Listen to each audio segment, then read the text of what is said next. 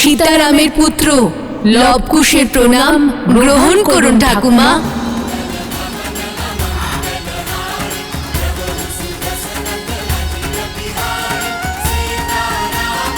ওঠো পুত্র, দীর্ঘজীবী হও।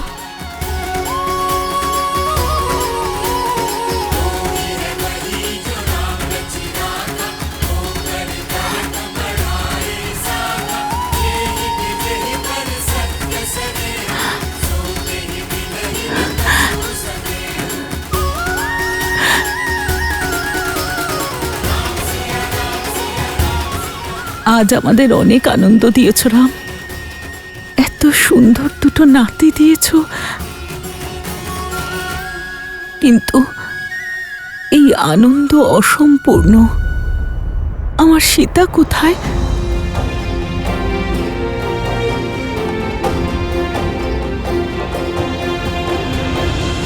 মাতাগণ, আপনারা যাত্রা করে এসেছেন, ক্লান্ত হয়ে পড়েছেন। আসুন না, বিশ্রাম করুন, তারপর না হয় কথা হবে। কিন্তু সীতা? নিশ্চিন্ত থাকুন মাতা, আমার দুই আদরের ভাইপো এখানে পৌঁছে গেছে। শীঘ্রই আমার বৌঠানও এখানে ফিরে আসবেন। আমি আমার বৌঠানকে বনের মধ্যে একলা রেখে এসেছিলাম, তাই আমি আপনাকে কথা দিচ্ছি যে আমি ওনাকে ফিরিয়েও নিয়ে আসবো।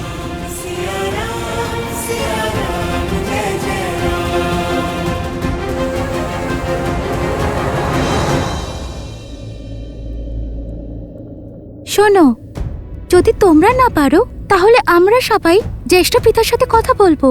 হ্যাঁ, অপেক্ষা করারও একটা সীমা আছে। আর তোমরা দুজনে রাজি হলে কেন? বলো লবকুশ। রাম সীতার মিলনের জন্য তোমাদের আরাধ্যের সঙ্গে যুদ্ধ করলে, অশ্বমেধের অশ্বকে আটকালে, রামভক্ত হনুমানকে বন্দী করলে। এখন এই কথাটা জিজ্ঞাসা করার সাহস হচ্ছে না যে প্রতীক্ষার পরীক্ষা এত দীর্ঘ কেন? এবারে তো তোমাদের প্রশ্ন আরো দৃঢ়ভাবে করা উচিত। এখন তো তোমাদের ঠাকুমারাও তোমাদের সঙ্গে আছেন। কি করে ঠাকুমা, কি করে প্রশ্ন করব? এতদিন ভক্ত হিসেবে মাতা সীতার অধিকার চেয়েছি, কিন্তু সবে তো আমরা এই বংশের অযোধ্যার পরিবারের অংশ হয়েছি। আমি বুঝে গেছি, মহারাজের সঙ্গে সাক্ষাৎ করতে দ্বিধাবোধ করছো। হ্যাঁ, আমি তোমাদের বলছি রামের সঙ্গে কি করে দেখা করবে।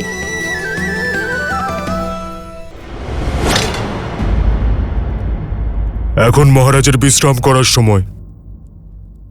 ঠাকুমা কি বলেছিলেন মনে আছে তো? আমি বলছি, এক্ষুনি তোমরা বললে যে তোমরা ওর পুত্র। পুত্র হয়ে যদি ওকে প্রশ্ন করো তাহলে সংকোচ হবে, কিন্তু যদি প্রজা হয়ে মহারাজকে প্রশ্ন করো তাহলে? মহারাজের বিশ্রামের কথা মনে আছে, কিন্তু ওনার প্রতিশ্রুতি নয়। কি বলেছিলেন উনি? এটাই যে ওনার প্রজাদের মনে যদি কোনো প্রশ্ন থাকে তাহলে তারা ওনার সঙ্গে দেখা করতে পারে, বলেছিলেন না? আর এখন তো শুধু ওনার প্রজারা নয়, ওনার আপনজনরাও দেখা করতে এসেছে। তাহলে দেখা করতে দিন ওনার সঙ্গে।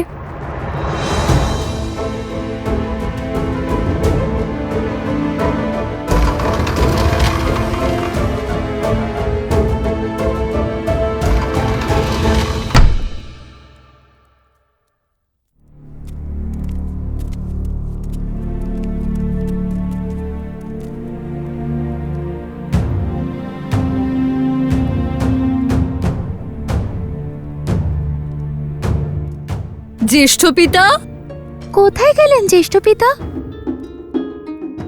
সেবক, হ্যাঁ রাজকুমার, আপনি বলেছিলেন মহারাজ বিশ্রাম করছেন, কোথায় গেলেন উনি? দাদা,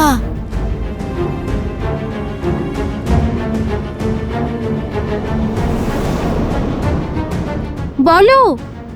আগে আগে ওই তুমি বলবে? না আমি ডাকবো লক্ষণ কাকামশাইকে।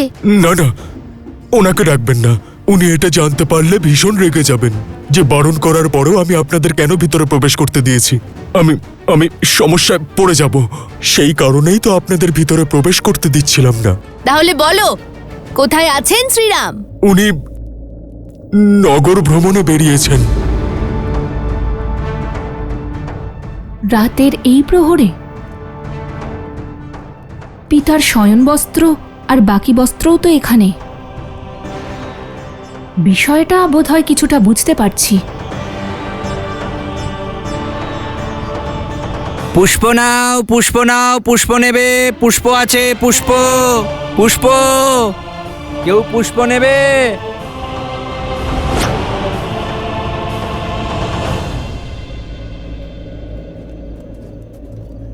দাদা, তুমি এত বিশ্বাসের সাথে কি করে বলছো পিতাকে এখানেই পাওয়া যাবে?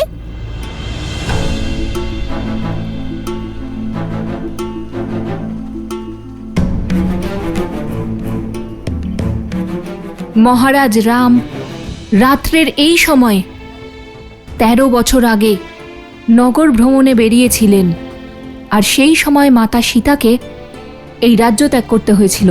কিন্তু উনি কোথায়? ওইখানে, ওই যে ওদিকে দেখো, ওই যে।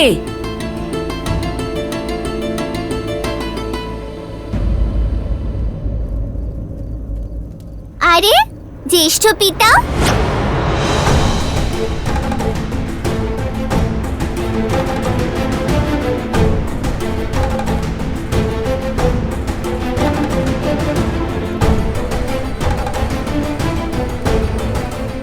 বেঁচে গেছি। আরে ধৈর্য ধরো, কারণ পিতার নগর ভ্রমণের উদ্দেশ্য জানতে হবে।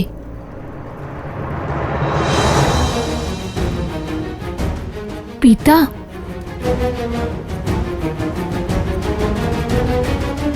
চলো ওনাকে অনুসরণ করি।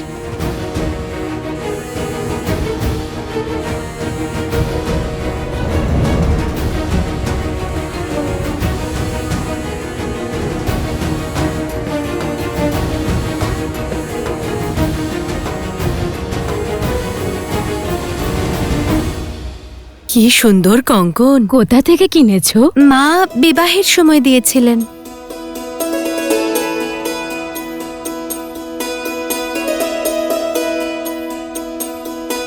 মা, খিদে পেয়েছে নিশ্চয়।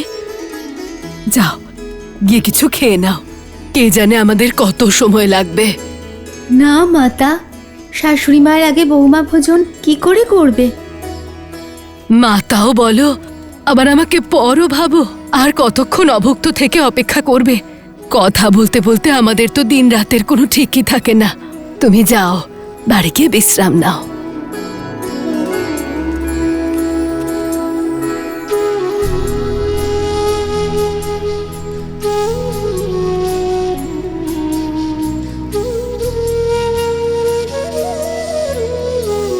ধন্যবাদ।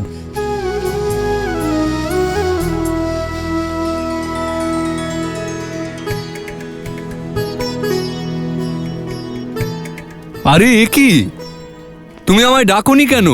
এখন কোনো গ্রাহক নেই, দাও তোমায় একটু সাহায্য করি। না না, আমি নিজেই করে নেব। আপনি একটু বিশ্রাম করুন। তুমি কাজ করবে আর আমি বিশ্রাম? কখনোই না। একসাথে কাজ করলে তাড়াতাড়ি শেষ হবে। দাও।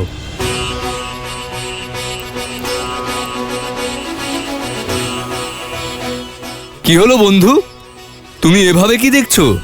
দূর দেশ থেকে এসেছো নাকি? তাই তো আশ্চর্য হচ্ছ। এটা রামরাজ্য। এখানে স্ত্রী আর পুরুষ একই রথের দুই চাকা, দুইয়ের মধ্যে কোনো ভেদ নেই। জয় শ্রীরাম। জয় শ্রীরাম। জয় শ্রীরাম।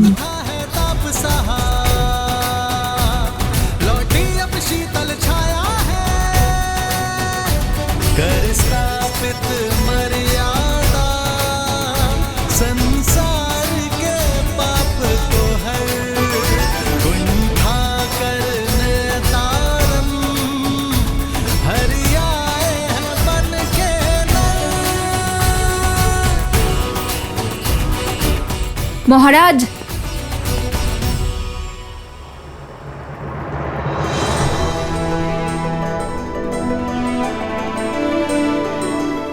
এবার আমরা বুঝেছি আপনি সত্যিটা নিজের চোখে দেখতে চেয়েছিলেন, সত্যকে নিজের কানে শুনতে চেয়েছিলেন, সত্যকে নিজের মনে অনুভব করতে চেয়েছিলেন, অযোধ্যাবাসীদের হৃদয় পরীক্ষা করতে চেয়েছিলেন।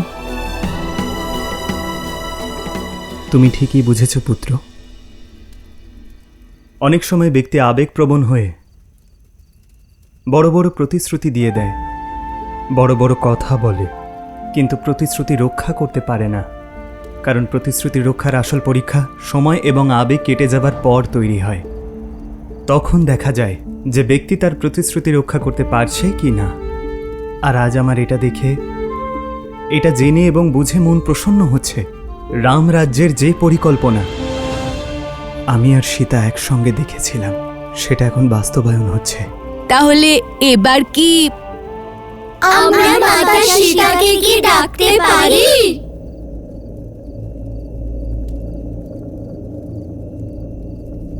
না,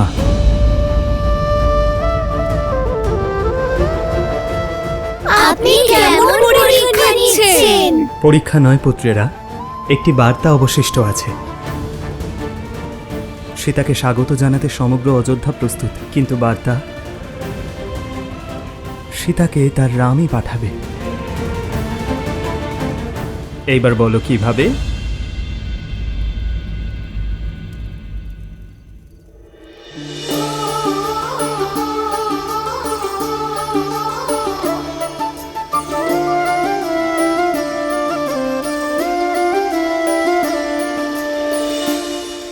জয় বজরংবলী!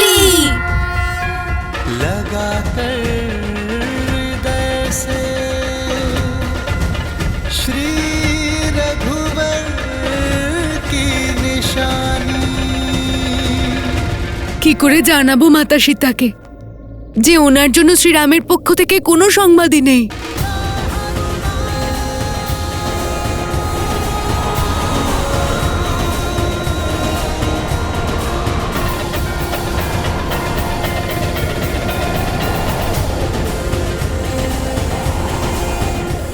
এই আবার কে? এটা কি হচ্ছে এখানে?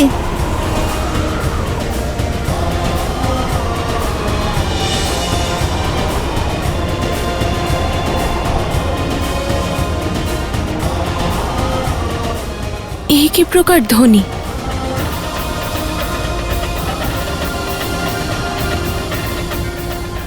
হনুমান? মাতা,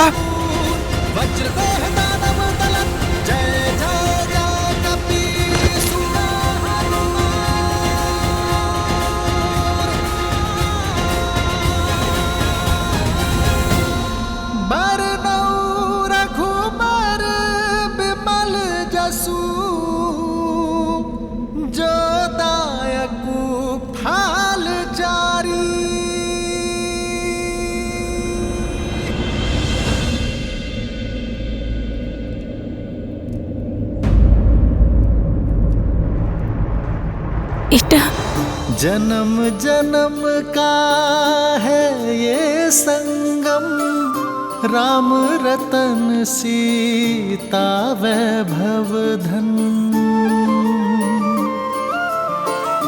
एक है पौरुष, एक समर्पण, एक है रूप तो दूजा। এটা তো সেই মুদ্রিকা। राम है लोचन, सीता दृष्टि, राम है बादल, सीता वृष्टि। তুমি অশোক বাটিকায় এই মুদ্রিকাই নিয়ে এসেছিলে না?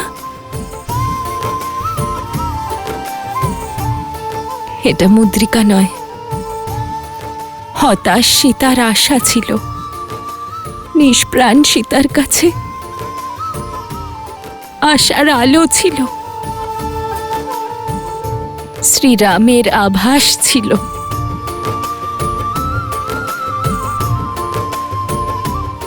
আজও কি তাহলে? মাতা, ইতিহাসের পুনরাবৃত্তি হয়। আর আমার মতো ভাগ্যবান এই জগতে আর কে হতে পারে যে তখনও শ্রীরামচন্দ্রের কাজ করার সৌভাগ্য লাভ করেছিল মাতা, আর আজও প্রভু শ্রীরামের সংবাদ নিয়ে আসার সৌভাগ্য লাভ করেছে। মাতা, প্রভু শ্রীরাম সাগরে সেতু রচনা করেছিলেন, কিন্তু প্রত্যেকবার শ্রীরাম আর মাতা সীতার মিলনের সেতু এই হনুমান হয়েছে মাতা। মাতা, শুধু প্রভু শ্রীরামই নন, অযোধ্যার প্রত্যেকটি প্রজাও তাদের মাতার জন্য অধীর অপেক্ষায় রয়েছে। মাতা, অযোধ্যাবাসীরা তাদের ভুল আজ বুঝতে পেরেছে, আর তারা আপনার কাছে করজোড়ে ক্ষমা চাইতে চায় মাতা।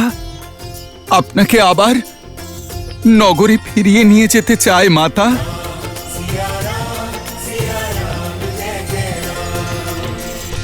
আর আমার প্রতিজ্ঞা, তার কি হলো হনুমান?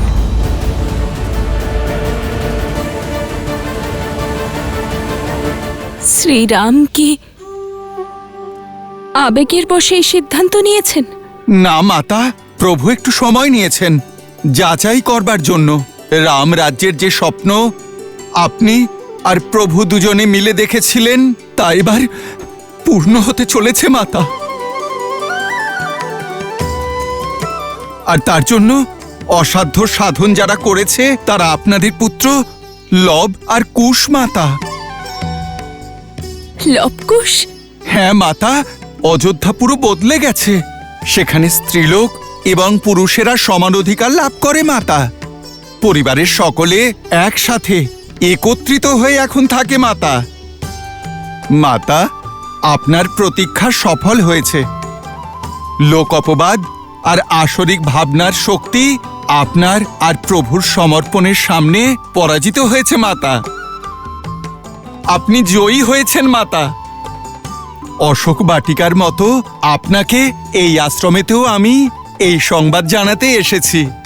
এবার শীঘ্রই আমার স্নেহের লবকুশ, ভ্রাতা লক্ষণ, ভ্রাতা ভরত আর ভ্রাতা শত্রুঘ্ন সকলে আসবেন আপনাকে অযোধ্যায় নিয়ে যেতে। মাতা, এবার আমায় আজ্ঞা দিন, অযোধ্যায় গিয়ে আপনাকে স্বাগত জানানোর প্রস্তুতি নিতে হবে। একটু দাঁড়াও হনুমান।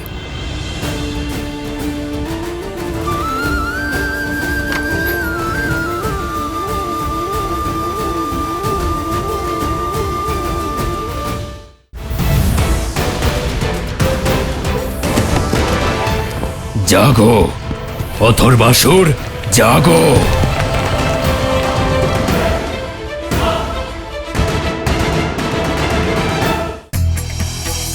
বাস্তবে শক্তি উপাসনার মূল সময় ছিল চৈত্র নবরাত্রি, কিন্তু শ্রীরাম আশ্বিন মাসে শক্তি পূজার নতুন পরম্পরা শুরু করেন, যাকে অকাল বোধন বলা হয়ে থাকে।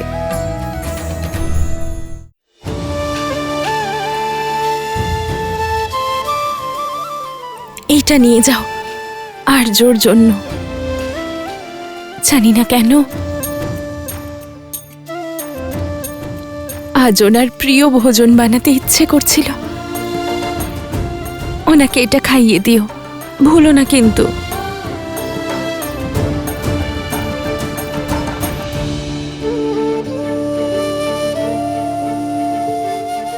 হনুমান, এত ভেবো না, তোমার জন্যও দিয়েছি।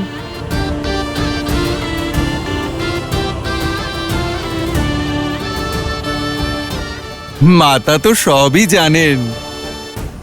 আজ বহু বছর পর এই হনুমানের খিদে তৃপ্ত হবে মাতা।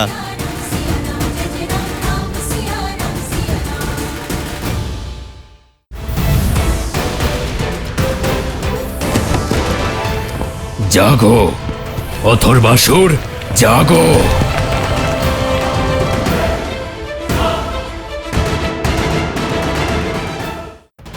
এত সময় হয়ে গেছে, ভ্রাতা এখনো বাইরে এলেন না। আমাদের শীঘ্রই ভিতরে গিয়ে দেখা উচিত।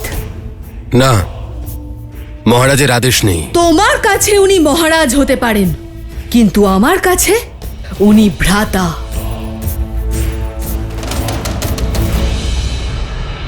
ओमासुरी शक्ति तस्य प्रत्यतुष्ठितो न सत्त्वासुरी शक्ति असीदसीं बलाच्च ओमासुरी शक्ति तस्य प्रत्यतुष्ठितो न सत्त्वासुरी शक्ति असीदसीं बलाच्च